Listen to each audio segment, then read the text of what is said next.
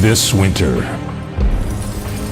we do it all just to change your mind. Find out how to get lasting change. Leave your past, find your future.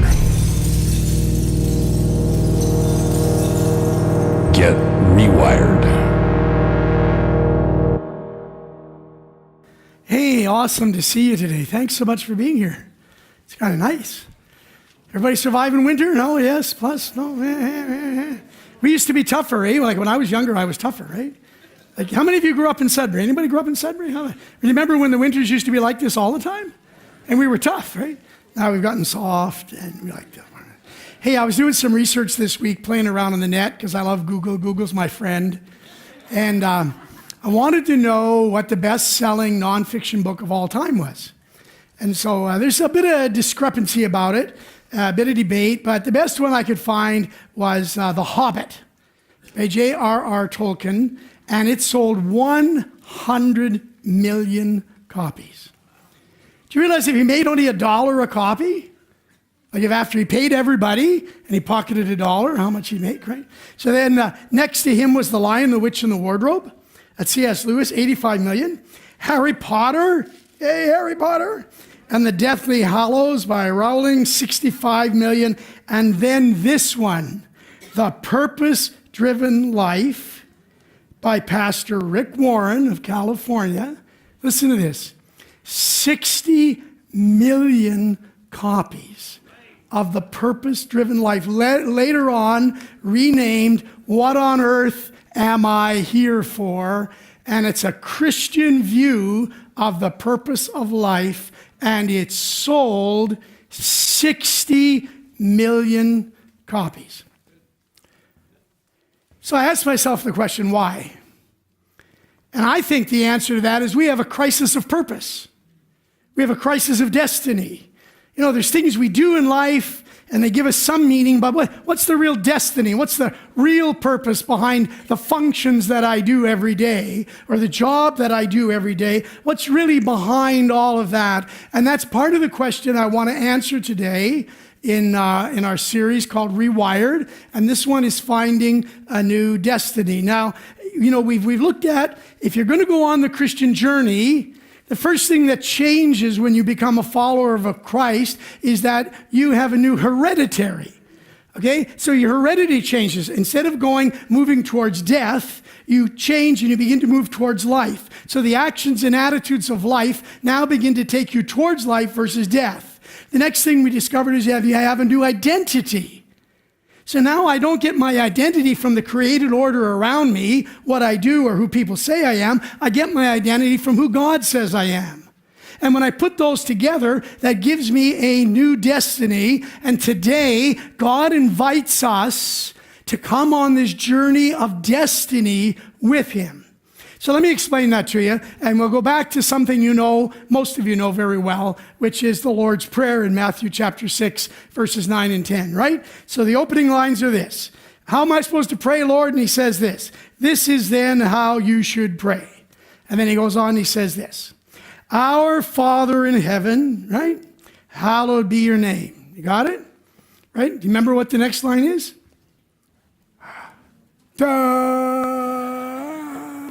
I'm not sure. Okay, read it. Your kingdom come. Oh my God, I don't know what to do with that. Should I go home now? What? It's the third line of the Lord's Prayer. And I know I caught you off guard. Okay, right? Look at your kingdom come, right? Your will be done, right? Now, do you remember the next line? I'll give you a hint, right? What's the next line? Give them a hint, right? On earth, you all passed, okay? Fill in the blanks. On earth. Yeah, so your kingdom come where? Right? Your will be done. Right. Where, right? So the next question is, how? How's that going to happen? God going to come down and wave a magic wand and go, here comes my kingdom. Here comes my will. No, the most incredible thing about this is that God says, when you pray, pray that your kingdom would come, that your will come, and the answer through that is through human beings. The way God's will is enacted in the world is through you and through me. I mean, God doesn't have any hands.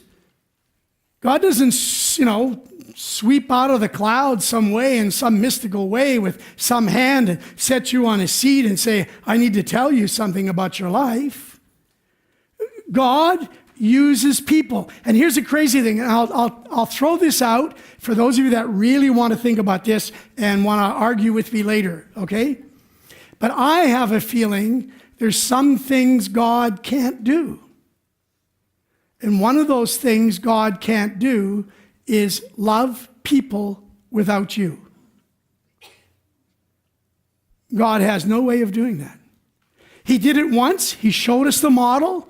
He showed us how it's done. And then he said, over to you. And here's the destiny. God invites us to join him in this kingdom project that he's got going. And he invites us to join him in this kingdom project that we would be his love in this universe. And that's his invitation to us. So when Christ died on the cross, he took all the pain, the frustration, the heartache, the victimization of the universe, and he said, listen, bring it on to me. I will take it. I will bear it. I will carry it. And I will demonstrate to the world that the way in which change comes is not from war and not from fighting and not from laws, but from loving. Right? Let's just look at it, right? Here it is, 1 Corinthians 13, verses 4 to 8. The rule of love. Are you ready? This is a Valentine's thing. What? Read it with me. Come on. Love is patient. Love is kind. It does not envy. It does not boast. It is not proud. It is not rude. Others. Okay. Next one. It's not. Okay, let's just stop right there. Let's just stop right there. Okay. Turn to somebody and say, love is not self-seeking. You know what that means? Love never thinks about itself first. Love never thinks about itself first. I don't know about you, but I think about myself first a lot. I want to be first at the buffet. I want to be first in the parking spot. I want to be first in my spot in my yoga class. I do a lot of things where I think of myself first. Love does not think of itself first. Then he goes on and he says this. Let's read them. It's not easily angered. It keeps no records of wrongs. Love does not delight in evil, but rejoices with the truth. Now look at this one. It always protects. It always trusts. It always hopes. It always perseveres. And then here's the next one. Ready? Love never fails. Okay, so what does that mean? Love never fails. What it means is this, is that love never fails to accomplish the purpose that it was set out to accomplish. When you and I love, love will always accomplish the purpose that is behind it. Love does not fail because love is the thing that changes the universe. Look what he says in the rest of the verses. Here it goes. And now these three remain. Let's read them out. Faith, hope, and love. Now, do some of you know what the next line is going to say? Some of you know. Here, let's give them a hint. But the greatest of these is love. So listen, the destiny that you and I walk into when we decide to be a follower of Christ is a destiny of love. And we change the world by the rule of love, not by the rule of law. Listen, laws can make people behave, but they never change their heart. You know, when I see a police car go by me on Highway 6 up to Manitoulin Island, and I slow down to a reasonable amount, right? But my heart's not changed, because I think it's a stupid speed limit on Highway 6. at 80K because I can easily do 100. My heart's not changed. My heart's not changed because of a law. My heart is never changed because of a rule. My heart doesn't get changed because of a regulation. My heart gets changed because I engage in relationship, and in that relationship, there is love that comes from that. So Jesus invites us to join him in this destiny of being agents of his love, of being human beings who walk through the world, and what we communicate to people is love. Okay, let me give you the basis of that. It's a scripture that's well known. John chapter 3, verse 16 and 17. And John would write these words, "For God so what? Loved the world that he did what? He gave." Okay, so we're just going to stop right there. God loved the world that he gave his one and only Son. This is how God has communicated in time and space with us that he loves us. Because he gave his Son to hang on a cross. Why? Next verse. The next verse says, right, that whoever believes in him shall not perish, but have everlasting life. Now, if you've been with me a while, you'll understand, I'm going to stop there. You'll understand that when we don't follow the rule of love, we create death in our life. Anything that is not loving creates death. When we love, we create life. And that's what he means by that. For God so loved the world, he gave his only Son, that whoever believes in him, follows him, comprehends him, imbibes him, lives out of him, lives through him, is not going to perish. They're not going to do the actions that lead to death, but rather they're going to do actions that lead to life. And then he explains it in one more verse. For God did not send his Son into the world to condemn the world. Just turn to somebody and say, you are not condemned by God. You're not condemned by God. I don't know what religious system you may have come out of. I don't know where you're thinking. I don't know how you were raised. And if you were raised with an angry, condemning God, I'm here to tell you today that that is an error. That God would never send his Son, Jesus Christ, to absorb the sin, the pain, the selfishness, the horror of this world that could throw at him, absorb it, and then beat it by rising from the dead on the third day to say that death, the actions of death, do not have to control us. We can be controlled by the actions of life, which are love. He wouldn't have done that if he wanted to condemn you. He would have just gone off and sat and had a martini and smoked a cigar and said, you can just all go to hell if you want. That's not the actions of God. The actions of God are love. And so God invites you on this journey, this destiny, to understand what it means to live moment by moment, decision by decision, action by action out of love. Ask me if that is tough. Right? And everybody said, what? Yes. Ask me if that is hard. To face every situation, every conflict, every uproar, every chaos, all the drama. We talked about that the other week, right? So much drama in the world.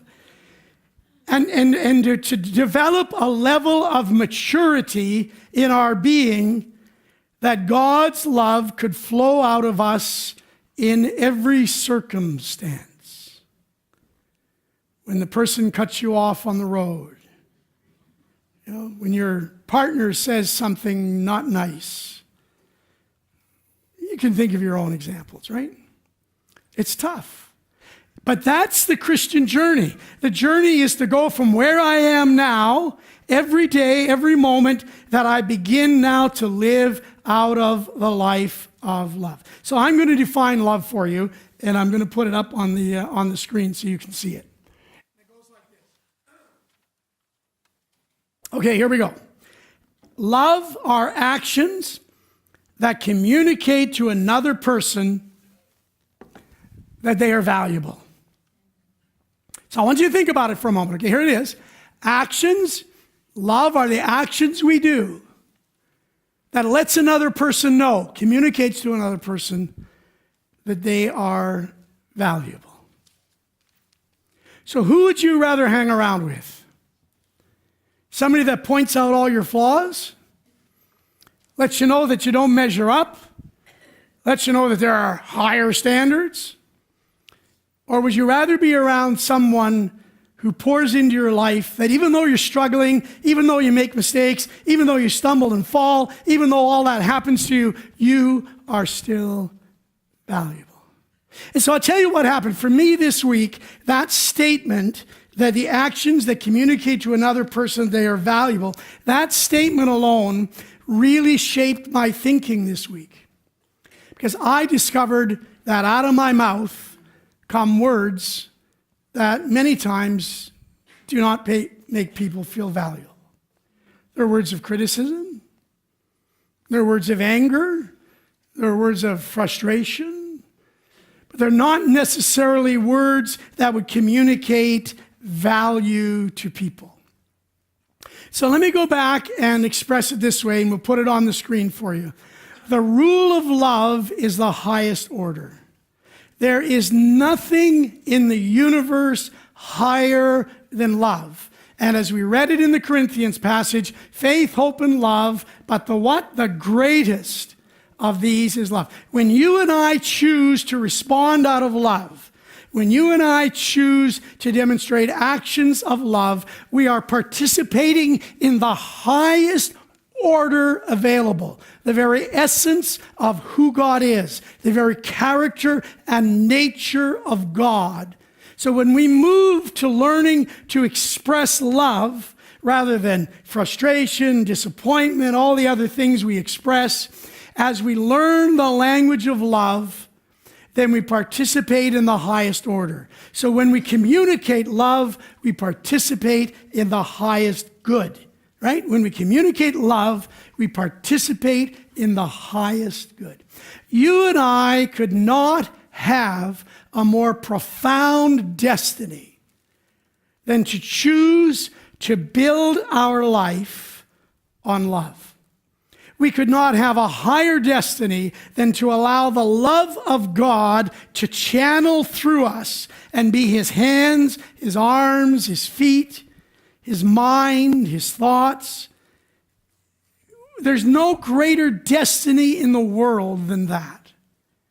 And yet so many of us communicate other things other than that, don't we? I mean, I know I do. If you look at society, what does society communicate to each other? How about irritation? Isn't that a good one? You irritate me. That irritates me. I can't stand that. I've got a favorite one, people who chew gum behind my ear. That irritates me. People who chew with their mouth open, that irritates me. In fact, some of you no, I'm not going there. Not going there.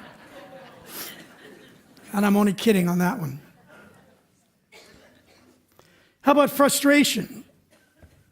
Communicate frustration. How many of you have anger issues? I'll put my hand up. I didn't want to look out because I don't want to know. I'll look straight down at my nose. How often do we communicate this phrase? Less than. Less than. You could be better. You could do better.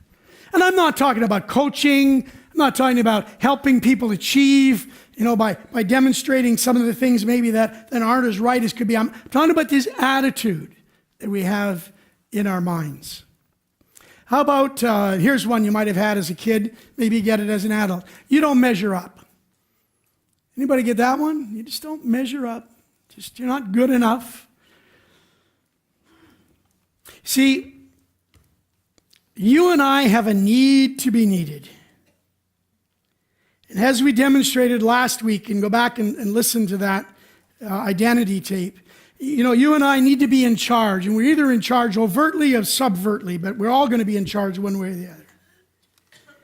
And we demand from others that they confirm our value, and we demand from other people they establish our importance. And so I'm going to go back to last week when we said, we attempt to get our value from the created order rather than the creator. We try to get our value from other people. And every time we do that, for us to feel valuable, they have to diminish. So we walk through a world in which for us to have value, we need to diminish other people in some way. We need to put him down, call him down, show something, have a better Facebook post, put more nice things on Instagram. We got to do something rather than just allowing our value and worth to be what comes from knowing Jesus. And once we establish that, we can go through the world and begin to communicate value. We can be Jesus' hands. We can be Jesus' arms. We can be Jesus' feet. And we can simply communicate value through our words. So how do we actually do that? Well, I think the first thing is this. You need to believe that people are valuable. If you don't believe people are valuable, you'll never accomplish this. So who are the people you feel are of less value?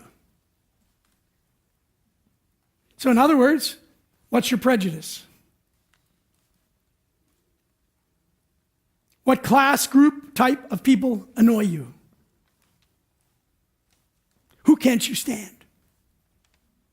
Those are the questions you and I need to ask ourselves if we want to get to the root of our real core belief system.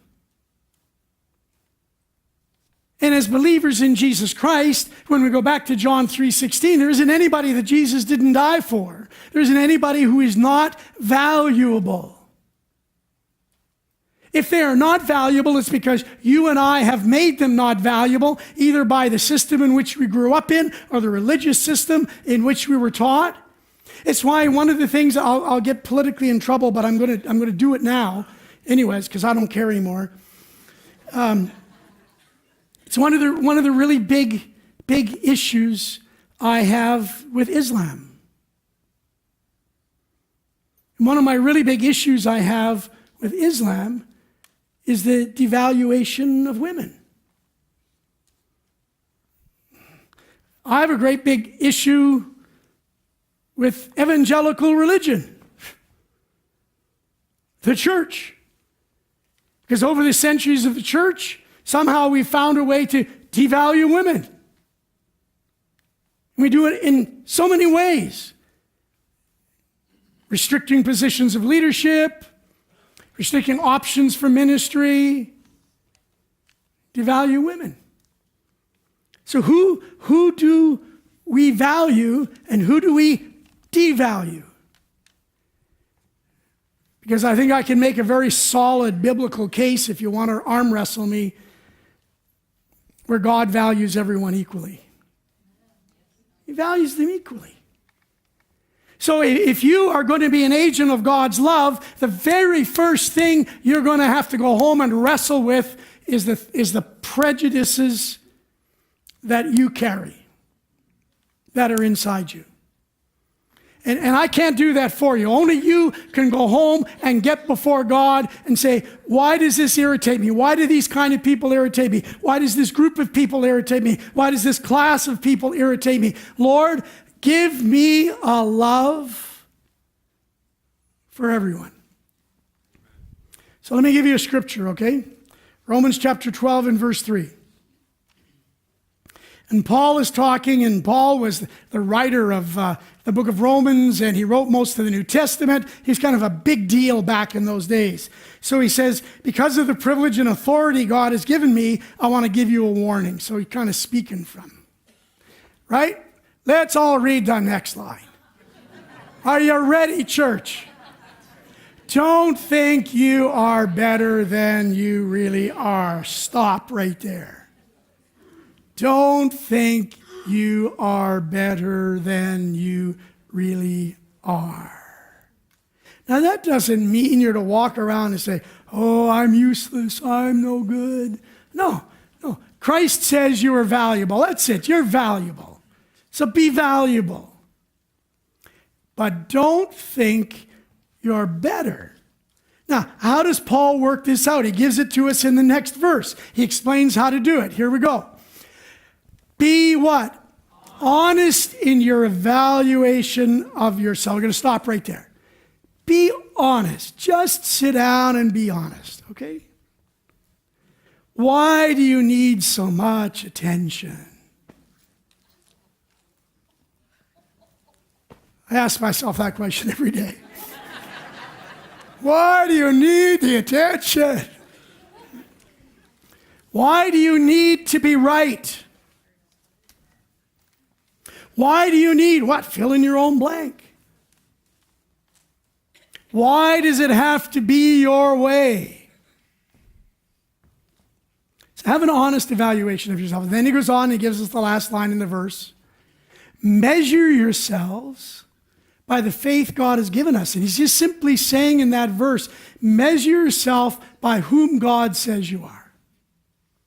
You're a valuable person, and you do not need your value to be established by anyone else, because God, who made you, who created you, who says he knew about you before you were formed in the womb, that God says, you count.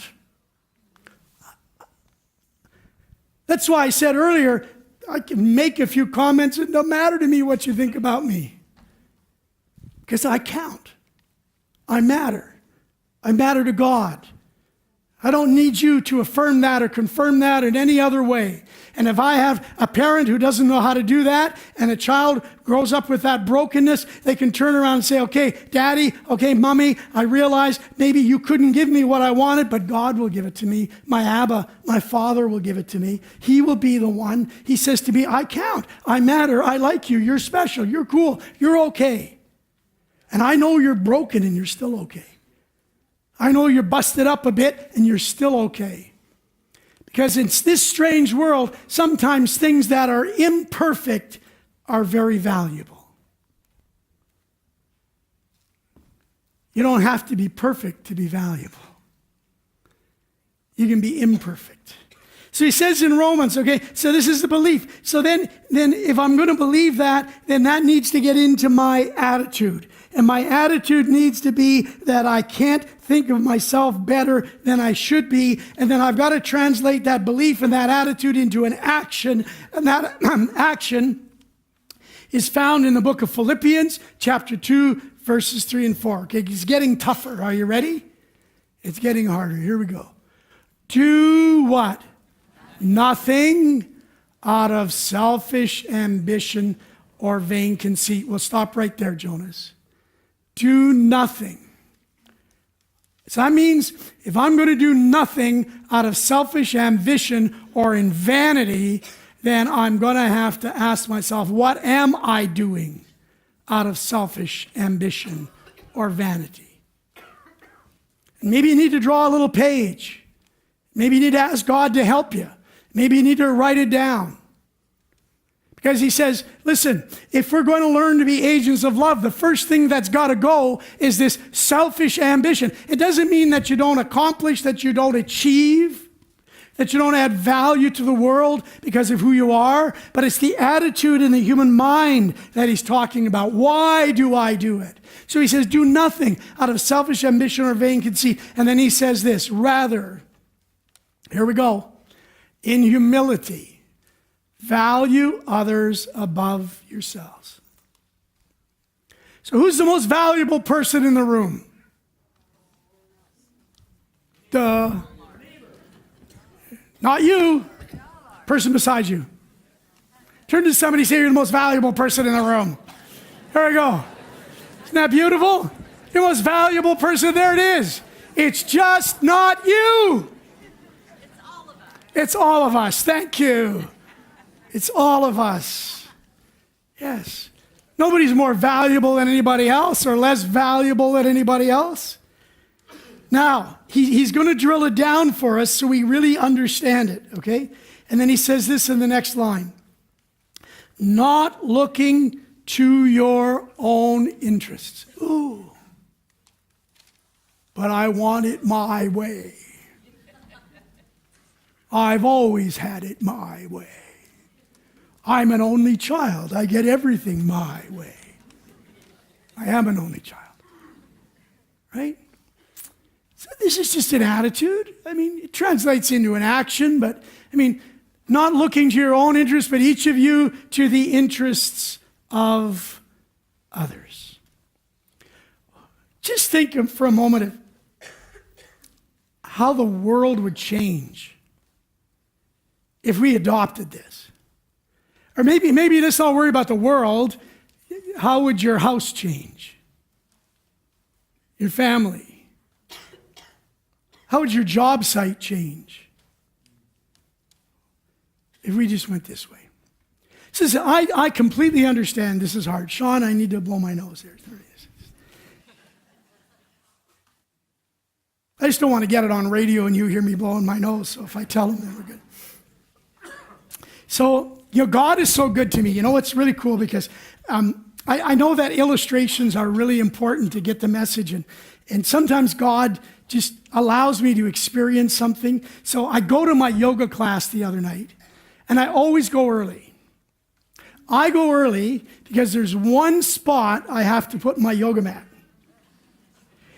And if I don't get my yoga mat in that spot, some things happen to me. I'm early. And there's this other guy early. He's a little more urban than I am, a little skinnier, had a little man bun. He's a little more urban. And he's looking in the door, and the other class is not over yet. And he's looking in the door, and I got talking to somebody, and the door opened, people come out, and he went in the yoga room.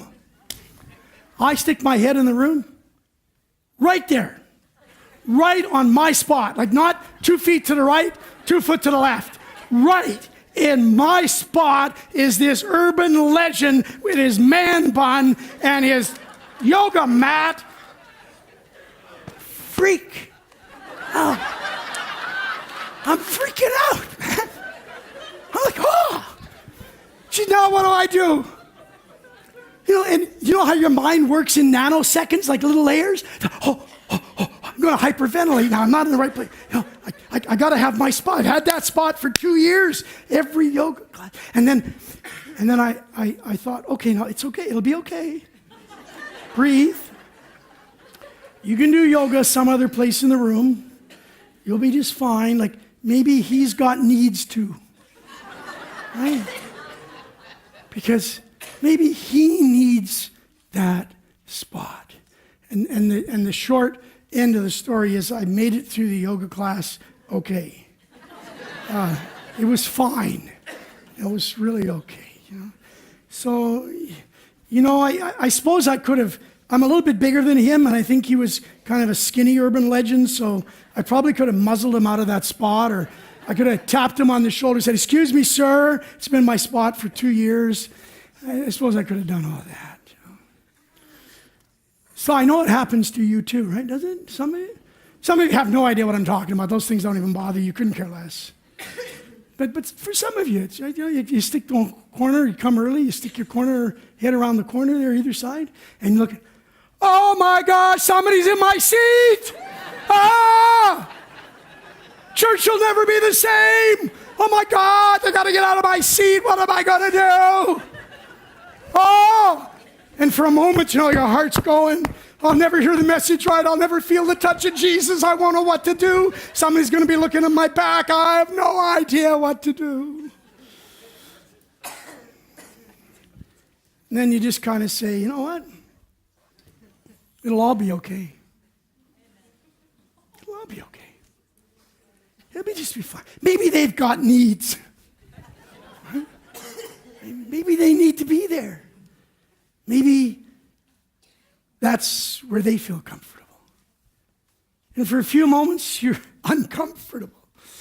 For a few moments, you're in the wrong place, and then all of a sudden you realize that even if you don't get exactly what you want, when you want it, whatever it is, that life will probably be, what? Oh, it probably will be okay.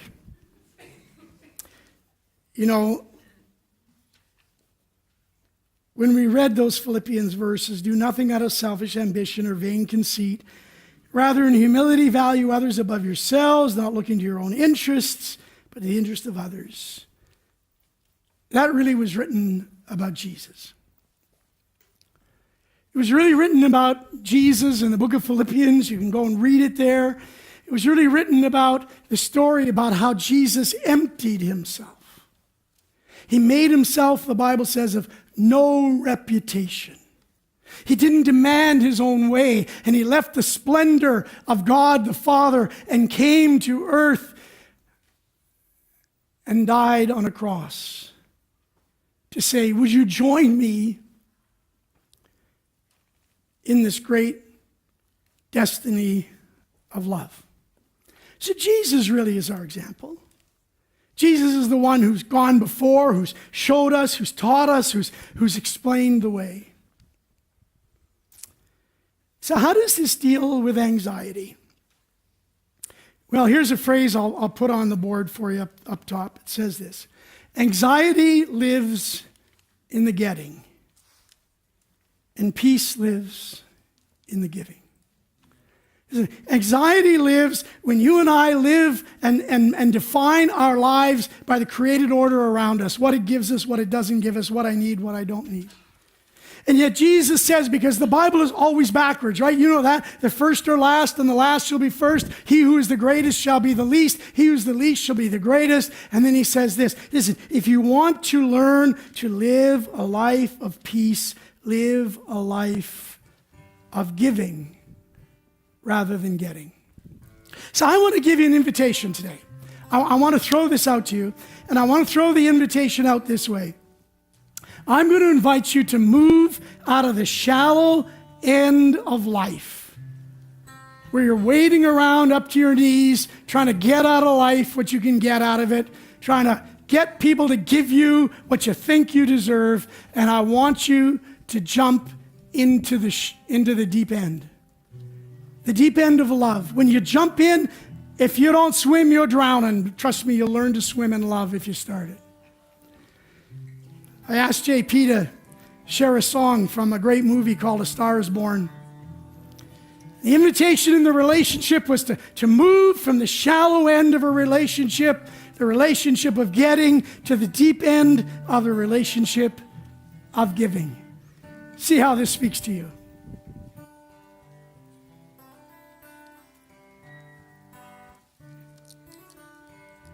Tell me something, girl. Are you happy in this modern world? Or do you need more? Are you begging for your longing for? I'm falling, and in the good times I find myself longing for change, and in the bad times I fear myself.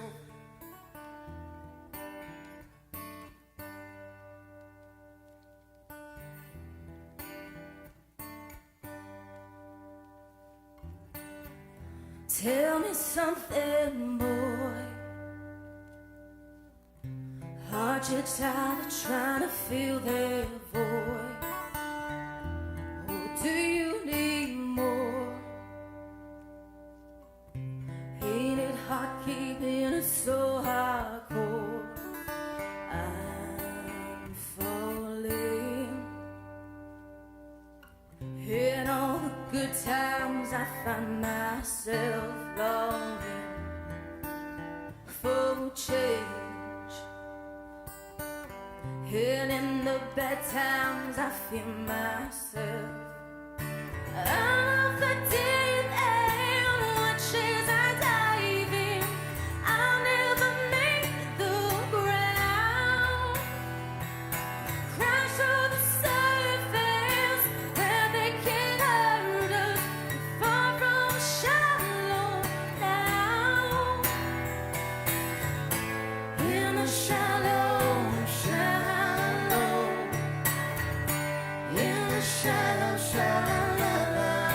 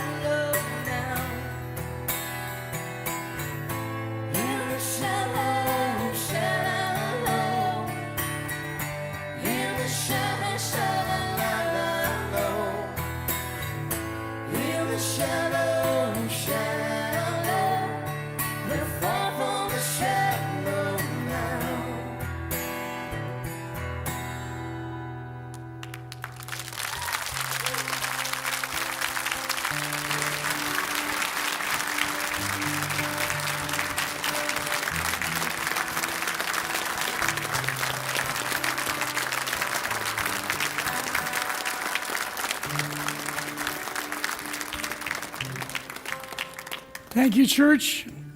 I'm going to invite you to move out of the shallow ground today into the love of Jesus. You may be seated. And I'd love it if you would join me in communion together and really understanding that God in Christ Jesus went deep into love for you and me. There's a line in that song that Melinda and JP sang that I found very interesting. It says, we're moving out of the shallow ground. They can't hurt us now. Man, when you and I stay shallow, we get hurt all the time.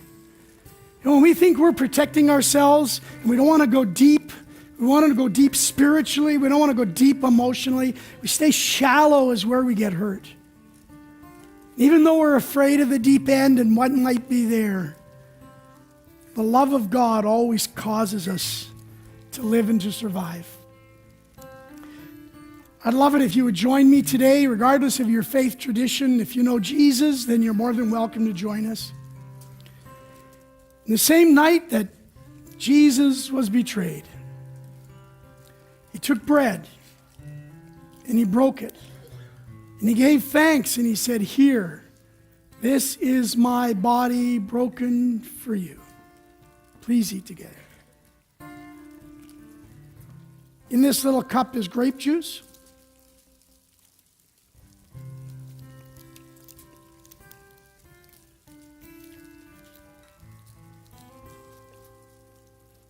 As we hold this cup in our hand and we think about the price that Jesus paid to go deep, it cost him his very self. I'd be untruthful today if I said to you that to go deep will cost you yourself as well. It'll cost you all those behaviors and actions that you and I do to try to protect ourselves.